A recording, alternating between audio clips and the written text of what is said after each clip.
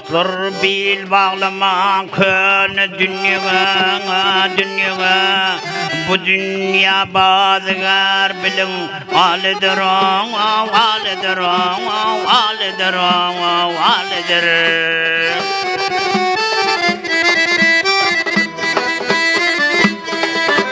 Özünü taşlayıp derya düğüne alır canın sözler tilin laledir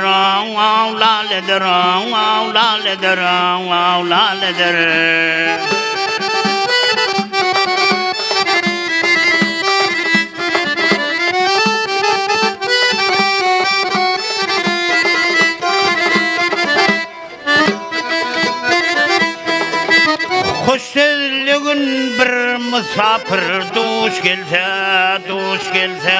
Kursat bolur garip könglim boş gelse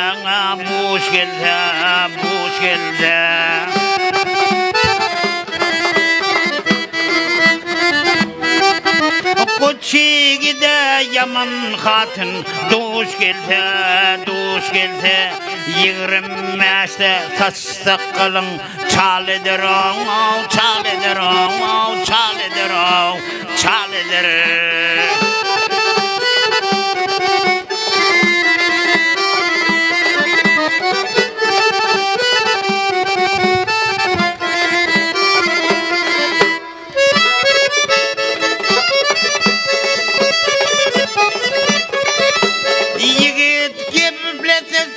Çölün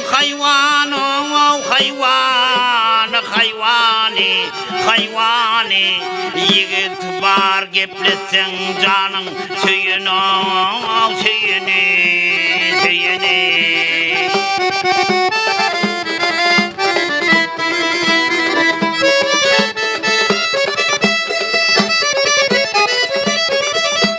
Er hatının doğun Keyvani Özilinin hizmetinden yoludur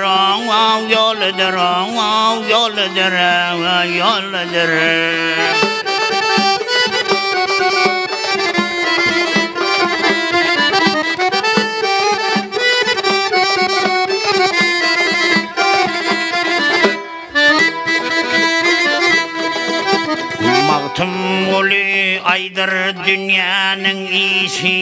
gelişi Sözün manasına yetmez her kişi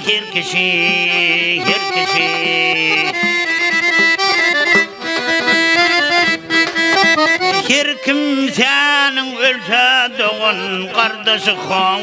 kardeşi Pelek onun elip kaddin daledir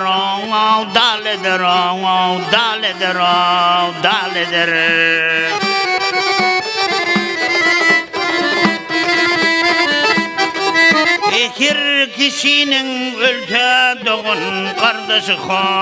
kardeşi Yigirmeste salçaktalın çalıdır